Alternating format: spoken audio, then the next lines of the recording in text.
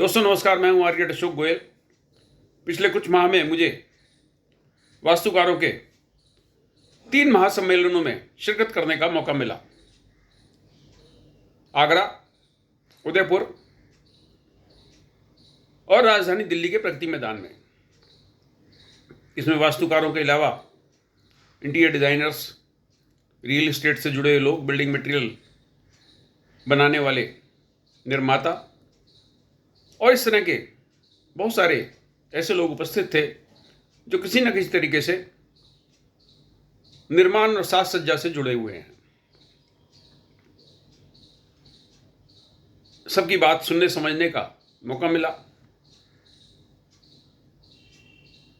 नई दिल्ली के प्रगति मैदान में जो महासम्मेलन आयोजित किया गया था, उसमें जिन सज्जन को उद्घाटन भाषण सौंपा गया था वो बोलते जा रहे थे। मेरे साथ काउंसिल के एक वरिष्ठ पदाधिकारी बैठे थे।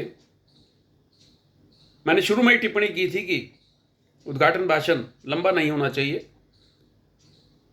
और थोड़ी देर बाद काउंसिल के वरिष्ठ पदाधिकारी ने यही कहा, अशोक जी आप ठीक कह रहे थे, ये सज्जन क्या बोल रहे हैं, क्यों बोल रहे हैं, किस लिए बोल रहे हैं, कोई नहीं सुन रहा। आगरा में भी यही हुआ। मेरे साथ उत्तर भारत के आर्किटेक्चर कॉलेज के डायरेक्टर साहब बैठे हुए थे। उन्होंने भी यही मिलती जुलती टिप्पणी की, अशोक जी ये जो स्टेज पे इतनी देर से कार्यक्रम चल रहे हैं अंग्रेजी भाषा में, क्या किसी के समझ आ रहे हैं या कोई सुन रहा है? मैंने कहा अंग्रेजी में एक कहावत है, he likes the sound of his voice. तो इन लोगों को अपनी आवाज़ पसंद है, ये बोलते हैं, खुश हो जाते हैं। इस बात की इनको कोई चिंता नहीं रहती कि इनके प्रेजेंटेशन को कोई देख रहा है कि नहीं देख रहा, इनके वार्तालाप को कोई सुन रहा है कि नहीं सुन रहा। उदयपुर में भी मैंने आर्किटेक्ट्स के महासम्मेलन में शिरकत की। वहाँ एक राजस्थान के लगभग 45 साल की उम्र के एक आर्किटेक्ट ने मेरे को एग्जीबिशन में घूमते समय रोका, अशोक जी आपसे एक राय लेनी है। मैंने कहा बताइए। उसने कहा मेरे को अंग्रेजी समझ तो आती है लेकिन मुझे बोलने में कठिनाई आती है, मैं क्या करूं? क्योंकि सब लोग जानते हैं कि मैं आमतौर पे सभी कार्यक्रम में हिंदी में बातचीत करता हूं। मेरे वीडियो अधिकतर हिंदी में ही उपलब्ध हैं, कुछ वीडियो अंग्रेजी में भी हैं। मैंने उसको एक किस्सा सुनाया, आप भी सुन लीजिए। हरियाणा में सड़क के किनारे कुछ हरियाणवी बैठे थे।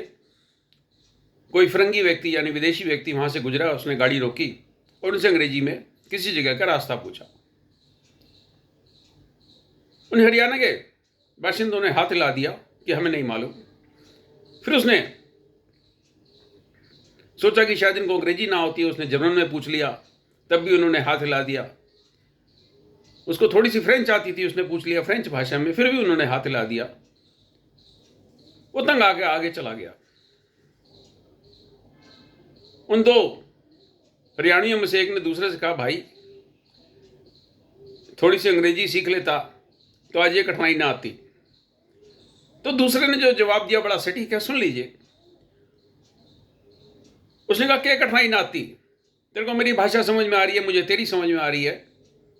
उसको तो 3 भाषाएं समझ में आती थी, 3 भाषाएं बोल रहा था, तब भी उसे रास्ता कहां पता चला।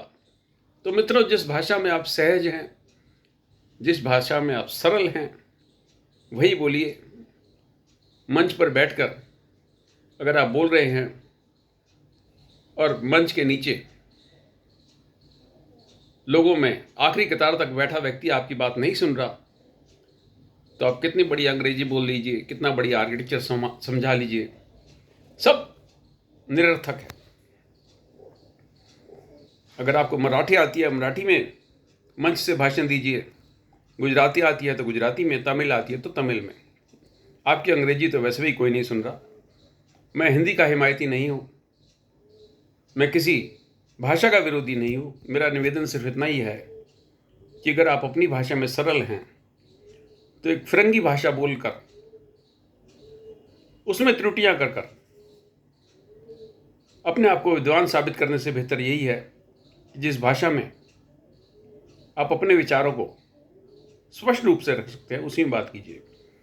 यही कारण है कि मैं बार बार ये कहता रहा हूँ कि हिंदी में आर्किटेक्चर की पढ़ाई की व्यवस्था होनी चाहिए, क्षेत्रीय भाषाओं में आर्किटेक्चर की पढ़ाई की व्यवस्था होनी चाहिए। किसी भी कंस्ट्रक्शन साइट पर, किसी भी निर्माण स्थल पर अंग्रेजी में कोई कार्य नहीं होता। शुभकामनाएं, नमस्कार।